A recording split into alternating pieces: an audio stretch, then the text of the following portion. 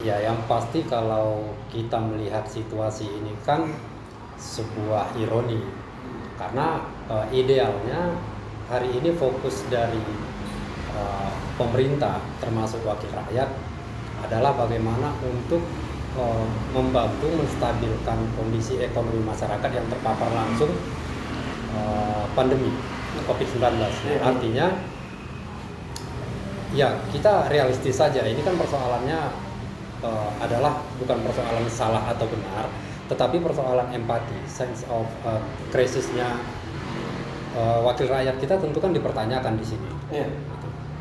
Nah, jadi kalau penegasan kembali apa pandangan kita, tentu kita memandang ini ada yang salah, persoalan empati dari wakil rakyat kita.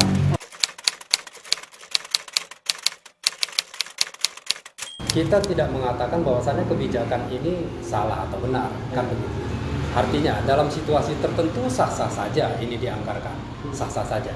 Tetapi pada prinsipnya kalau kita kembalikan lagi pada situasi hari ini, di mana kita lihat cukup banyak sektor yang terpapar langsung pandemi COVID-19 ini, tentu kan ini balik lagi sebuah ironi kan, yang kita ketahui bahwasannya ada catatan-catatan sektor-sektor yang terpapar langsung. Yang pertama itu industri rumah tangga, kemudian sektor rumah tangga, intinya di situ. Yang kita ketahui bahwasannya daya beli yang menurun itu berdampak kepada pelaku-pelaku usaha di level-level menengah ke bawah juga. Nah, kemudian juga yang ada pembatasan itu. Ya, ada pembatasan ruang gerak masyarakat. Nah, jadi selain dari rumah tangga, kita juga melihat bagaimana dampak yang dirasakan oleh UMKM. Nah, tentu UMKM sendiri kan kalau kita perhatikan hari ini ada dua hal yang paling prinsip. Yang paling prinsip itu dirasakan oleh pelaku-pelaku usaha UMKM. Yang pertama itu menurunnya daya beli. Menurunnya daya beli. Nah, kemudian di sini juga kan kita harus mempertimbangkan cukup banyak pelaku usaha. Itu dia yang harus memenuhi kewajiban kreditnya. Nah, sementara di satu sisi ada pendapatan yang menurun, di satu sisi memenuhi kewajiban. Nah, tentu kan ini harusnya yang fundamental harus diperhatikan oleh pemerintah, terutama wakil rakyat, bagaimana bisa membantu mendorong program-program pemerintah itu berpihak kepada rakyat yang hari ini terpapar langsung. Nah, itu dia. Jadi kita tetap mengembalikan ini kepada persoalan empati, persoalan sense of krisisnya, bukan persoalan benar atau salahnya sebenarnya. Begitu dia. Karena yang perlu kita jadikan catatan, DPRD kan punya kewenangan. Iya.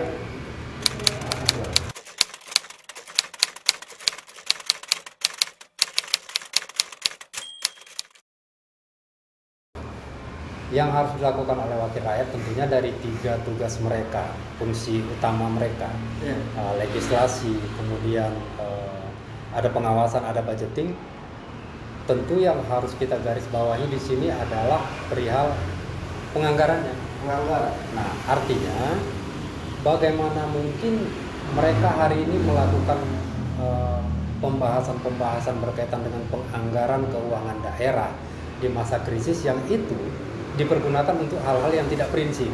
Nah, artinya kan kembali lagi kan ke dasar, bukan salah benar, gitu. Tapi persoalannya adalah sikap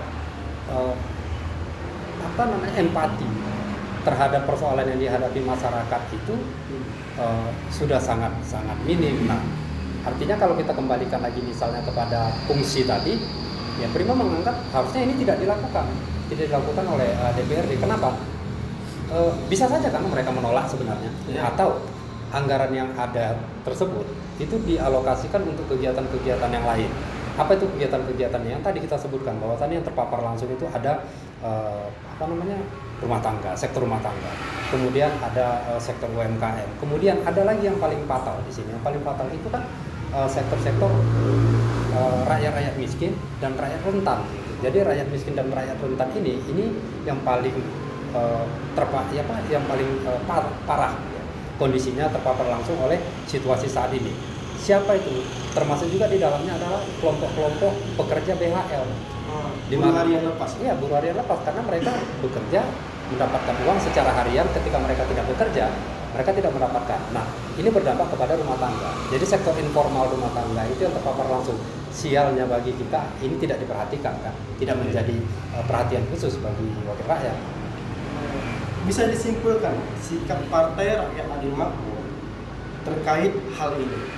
Ya, Nah, terkait hal yang inilah tentang isu yang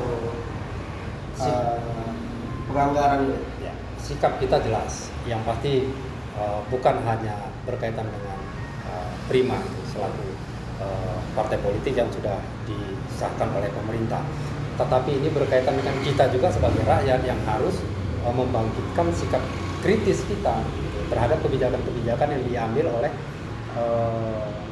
baik pemerintah ataupun legislatif selaku perwakilan kita di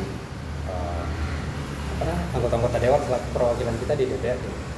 Jadi jelas yang pertama sikap kita menyesalkan apa yang dilakukan atau yang diambil kebijakan oleh pemerintah dan legislatif, eksekutif dan legislatif. Yang kedua, ya kita mengkritik secara terbuka ini, bahwasannya kita sudah seperti kehilangan wakil rakyat yang memiliki empati hari ini. Artinya, bagaimana mungkin rakyat akan berharap lebih ketika hal-hal yang paling mendasar saja itu tidak bisa dibantu oleh perwakilannya di legislatif. Nah, jadi melalui sarana ini juga kan kita ingin menyampaikan secara langsung kepada publik bahwasannya ini kondisi kita hari ini. Artinya suka atau tidak suka, ini pelajaran kita ke depan. Bagaimana kita lebih jeli lagi, masyarakat lebih kritis lagi ketika harus memilih wakil-wakilnya di legislatif. Karena suka tidak suka juga, secara politik apa yang dilakukan oleh rakyat adalah produk-produk politik. Nah, ketika kita tidak memiliki kepedulian atau apatis terhadap kondisi politik, justru ini dimanfaatkan oleh kelompok-kelompok termasuk oligarki lokal itu untuk terus kan menggunakan keuangan daerah, keuangan negara untuk kepentingan sendiri atau kelompoknya.